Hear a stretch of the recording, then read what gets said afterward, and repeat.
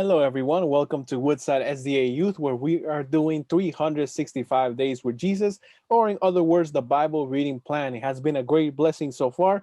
We are in the middle of the book of Numbers, I believe, and soon we're going to be done with this one and then heading into the last book of Moses, which is Deuteronomy. This is very exciting. We're, just passing by through the books and through the chapters. We're learning amazing things, and I hope you're with us in this beautiful journey.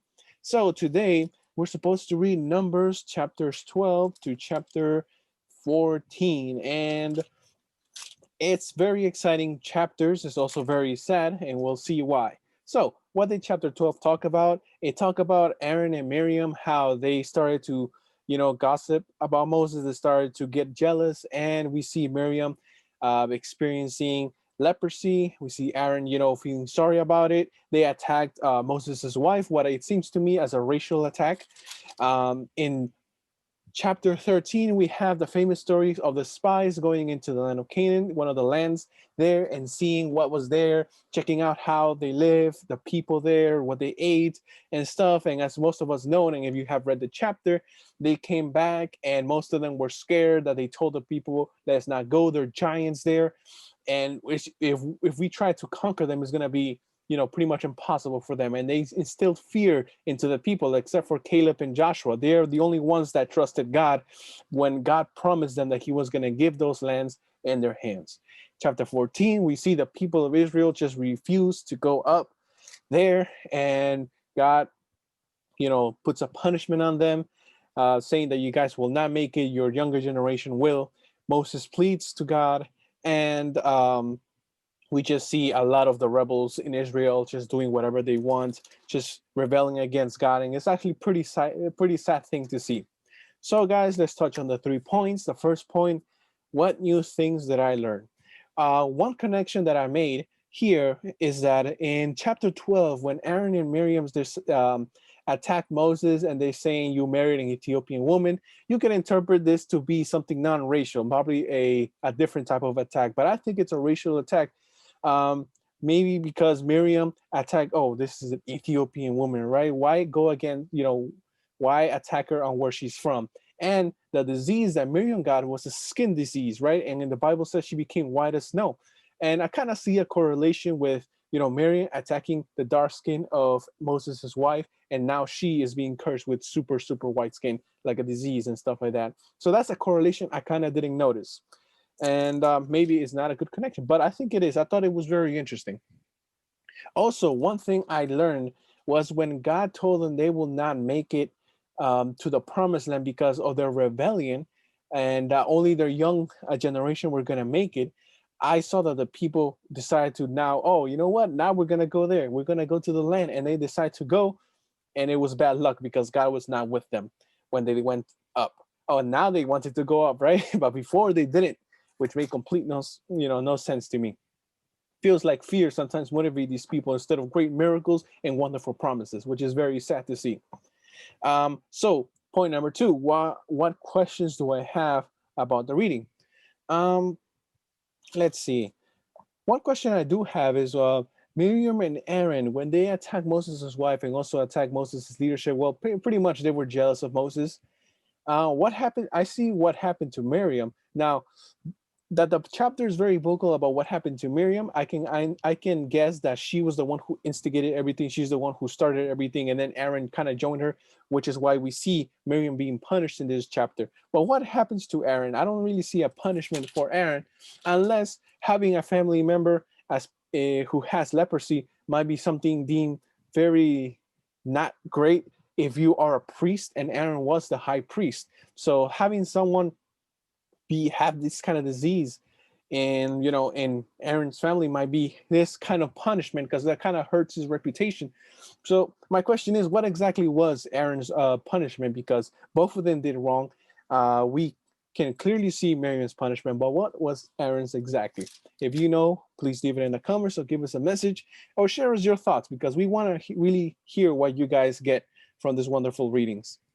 Let's see. Another question that I have is in chapter 14, when God decides, to destroy the people because of their rebellion. Moses goes and kind of talk. It seems that he talks sense into God. You know, he says, "Don't destroy us," because what are the Egyptians gonna say? What are other people gonna say about you? You know, or about the people and stuff. And then God, you know, listens to Moses. Like, was this a test that God was giving Moses? Did Moses actually change God's mind? You know, because that's what I see from the chapter. You know, what was the purpose of God? What can I learn from the nature of God and the way he talks to humans in this chapter? That's one of my questions. And very lastly, what can I apply to my life, or what messages does God have for me?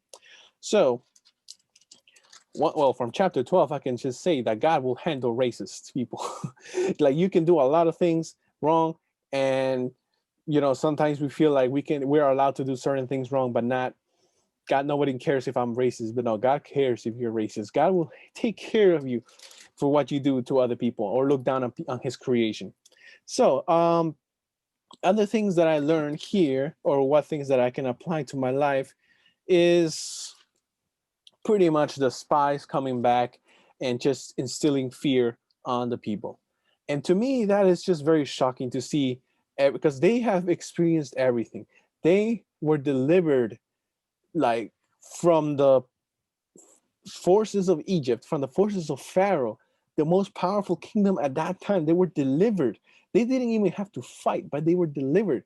Not only you know, from the plagues, but in the Red Sea, they didn't even have to fight, and the armies of Pharaoh were completely wiped out. Now they're facing another, you know, kingdom with giants, according to the chapter. But I'm pretty sure they were nowhere near the numbers or the strength of the Egyptians. God took care of the Egyptians. The people could have easily remember what God did for them in the past. And by thinking of the things in the past, they could have gotten enough strength to face the things of the future. But they forget easily. I think here that, you know, the people just, you know, forget. Once they see something, they're marbled for like 2 seconds, and then the next day again with their unfaithfulness, again with their disbelief.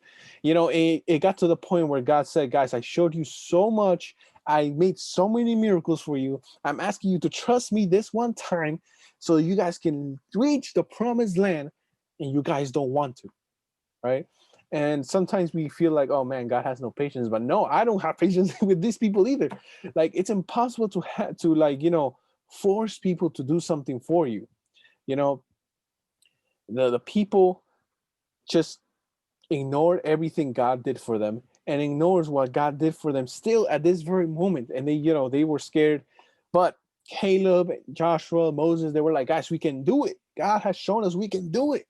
And then they just, you know, they were scared, and the reason why they were scared is, though they experienced the miracles, though they looked at everything, they didn't have full faith in God.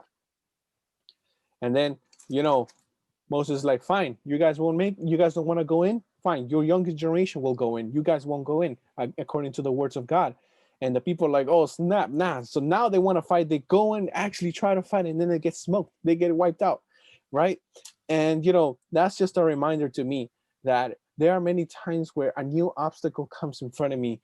And just because I'm tired of facing obstacles, or like I don't see myself strong enough, I start to, you know, lack in faith. I start to not believe in God anymore, that he's able to help me with all these problems that he has. And one thing that we can learn, guys, is to look and remember the past. If only the Israelites would just take a few minutes, a few hours of their days remembering and meditating on everything God did for them, they would be, I'm pretty sure they would have been filled with energy, with faith to face this new obstacle, because they were so close to the goal. The goal, the promised land, was almost there. But they just keep forgetting. They took God for granted. Guys, like, two things I want you to remember this. If you're facing struggles, if you're facing obstacles bigger than probably before, just, you know, take time to be by yourself and remember everything that God has helped you with until this point. If you're so close to graduating and you think you can't make it, think of all the first years, all the first classes that God helped you with so that you can get to this point. So don't give up. If you're in a place where, like, you think everything is impossible, you know, you're in a place and you think you're lost, just think of all the times God delivered you from evil. Think of all the times God saved your life. Think about all the times God answered your prayers, and that is going to help you, to renew your faith, to strengthen your faith, and to keep going forward. But also, you know, even if things don't go your way, trust God. There are many times things won't go your way, but if you trust God, God will make everything wrong work for your good.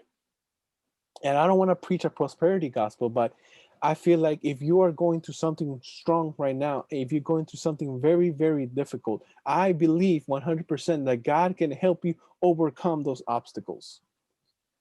People of Israel just never cared for what God did for them. They were never gracious. And that's why they weren't allowed to come into the promised land. Now, what I get from the Bible is that if they were allowed to come to the promised land, their negativity would come with them, and everything God planned for them to become a great nation, a nation of faith, a nation of God, was going to be ruined if they came in with that negativity. So I think it was perfectly good action that these people were not allowed to enter. They wanted to stone Joshua and Caleb for speaking good things, for trying to motivate them. That's how far they were falling into their negativity. That's how far they were falling into their sin, that they were willing to kill someone for motivating them. Just think about it. That's crazy. You know, guys, God has so many patience with you. God will always work with you. But at the end of the day, it's going to be your decision whether you want to keep going or not. And if you decide to keep going, rest assured that God will help you keep going. So, guys, this has been the message for today. This has been the reading. I am very excited to see how it all ends. And then, after we finish the books of Moses, we head into Joshua, the Judges, and then the Kings, which I'm very excited for because I love the stories of the Kings. They're amazing stories, but also there's amazing stories that I don't know and haven't read yet right now. So I'm very excited to keep on reading with you guys. And if you guys feel discouraged about reading, don't worry, we all fail sometimes. I failed a few days before last week, but I'm going to try to make a plan to catch up. And the most important part is that you learn something new from your reading. Pray to God before every reading session so that He can help you understand the message that He has for you. So, guys, have a happy Sabbath, and I'll see you again tomorrow. Have a good one. God bless.